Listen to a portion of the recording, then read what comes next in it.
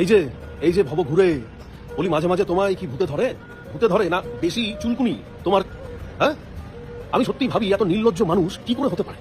ভব ঘুরে দেখুন, এই যে ন্যাশনাল ফ্ল্যাগ উল্টো করে একটা ভিডিও করেছে। এটা ভিডিও করার পরেও জানতে পারতো, আগে নিশ্চয়ই বুঝে গিয়েছে।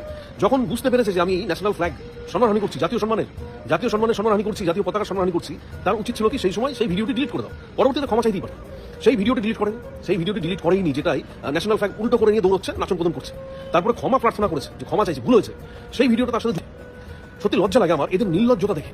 আর এটা একদম ভুল করে করেনি, এটা একটা প্ল্যান। এইটা প্ল্যান এই জন্য এদের তো লজ্জা জ্ঞানের ভয় কিচ্ছু নেই, এদের নিজেদেরও মান সম্মানের পারি। যদি মান সম্মান বোধ থাকতো তাহলে পতাকা উল্টো করে একটা ভিডিও ছাড়ার পরে সেটা ডিলিট করে দিত। আপনাকে বলে দিই, আইন 1971 গিয়ে দেখে নেবেন, জাতীয় সম্মানের অবমাননা করলে, জাতীয় পতাকার অবমাননা করলে আপনার রীতিমতো তাতে শাস্তি হতে পারে। ঠিক আছে, এটা একটা পানিশেবল অফেন্স। তো একটাই গ্রুপ এদের সবাই তো প্ল্যান করেই বুঝে শুনেই করেছে এই ধরনের পতাকা উল্টো করাটা। যাই হোক, সেই ক্ষমা চাওয়ার পরে উপহাস করে সেই ম্যাডামের স্বামী আমায় একদিন লিখেছিল। আমরা তো প্রতিবাদটা খুব বেশি করেছিলাম, যেহেতু আমি নিজেও বড় সিভিল ফোর্স থেকে। আমার খুব খারাপ লেগেছিল ইউনিফর্মের অসম্মান দেখে।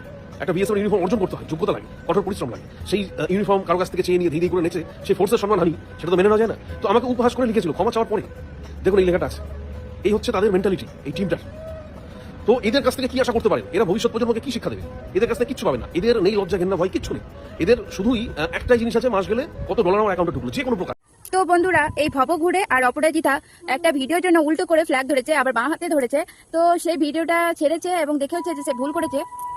তা সত্ত্বেও কিন্তু তারা ভিডিওটা ডিলিট করেনি, তারা সেই ভিডিওটা ছেড়ে রেখেছে। আবার সবাই যখন তাদেরকে জানায় যে তারা এরকম ভুল করেছে, তখন তারা আবার একটা ক্ষমা প্রার্থী একটা ভিডিও বানিয়ে নিয়েছে, যেটা তারা সবসময় করে। সবসময় যখনই ভুল করে একটা ক্ষমার ভিডিও বানিয়ে নেয়। প্রথমে তো ইউনিফর্ম পরে একটা ভিডিও বানিয়েছিল বিএসএফ এর, তো বাদ দিলাম। তো সেইটা করার পরে কিন্তু আবার ফ্ল্যাগ উল্টো করেছে। এতজনে বলার পরও কিন্তু তারা ভিডিওটা ডিলিট করেনি। কেন ডিলিট করেনি? কারণ সেখান থেকে ডলারটা নেবে, আর ইচ্ছা করেই জেনে বুঝে সেটা ভুলটা করেছে, যাতে মানুষ বেশি বেশি কমেন্ট পাবে যে তুমি এটা ভুল করেছো, এটা এই তাই।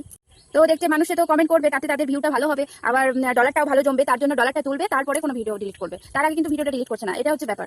কি বলুন তো, আমরা আপনারা বলেই যাবো এদের কোনো মানে লজ্জা ঘৃণা আমার কিছু নেই, লজ্জা ঘৃণা আমার কিছুই নেই। ওদের ডলার জমা নিয়ে কাজ, তারা কোনো মতেই সেটা ঠিক করবে না, সে আমাদের বলাই হবে। আমি চাই তারা যেন দেশের কোনো কিছু নিয়ে, ড্রেস, ইউনিফর্ম বা পতাকা কিছু নিয়ে যেন তারা উল্টোপাল্টা ভিডিও না করে, আর ওই ভিডিওটা যেন ডিলিট করে দেয়। আর আপনারাও কি আমার সাথে একমত? একটু জানাবেন।